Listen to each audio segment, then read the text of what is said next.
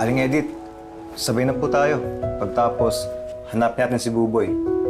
Hindi. Kumain ka.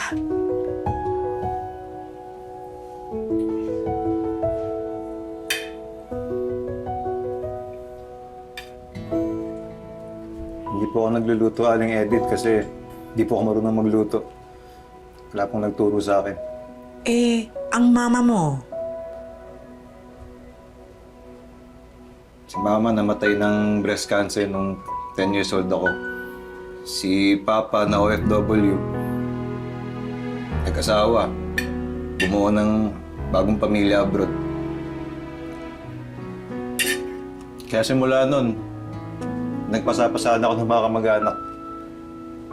Lagi akong outsider sa mga pamilyang tinitirahan ko. Kaya po ako siguro naging ganito.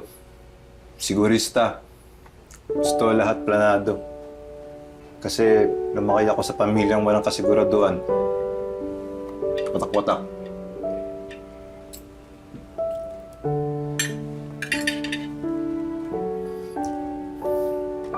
Maraming salamat po sa luto nyo, Nay Edith.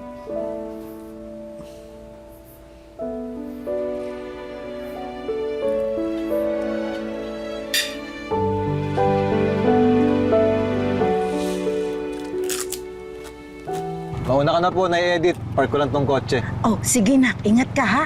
Sige po. Parking po kayo, sir? Oo, parking. Punta po, dito po tayo. Babanti na lang po. Babanti na lang po. Yan. Sige po, sagad po, sagad po. Hop, hop. Sige po, bawi po tayo, sir. Bawi po tayo. Yan, diretso gulong, sir. Diretso gulong. Sige po, atras, atras, sir. Sige po. Sige po. Hop, ya. Yun, oh. May bayad ba yung parking? Kahit magkano lang, boss. Pangkain lang po. Ba pwedeng 100, bossing? Buboy? Lorenzo Lazaro? Teka lang! Teka lang! Boss, wala akong ginagawa masama. Boss, nagtatrabaho lang ako. Nakay mo ba si Aling Edith? Po? Buboy? Nay? Nay? Nay?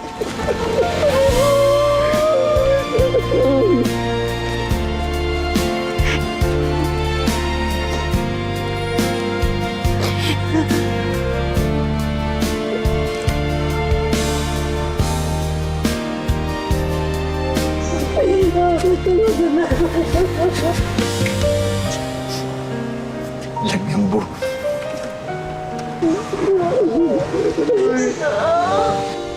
Anak ko, kaon ka ha.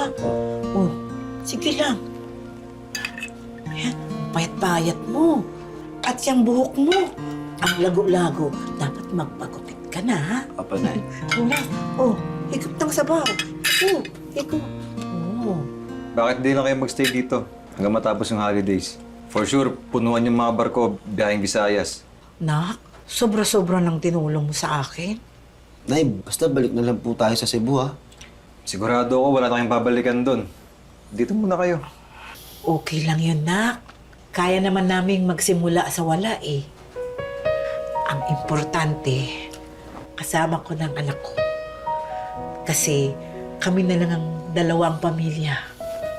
At alam mo, ang mas sigurado pa sa sigurado, kapag kasama mo ang pamilya mo, kahit anong bagyo, kaya mong harapin.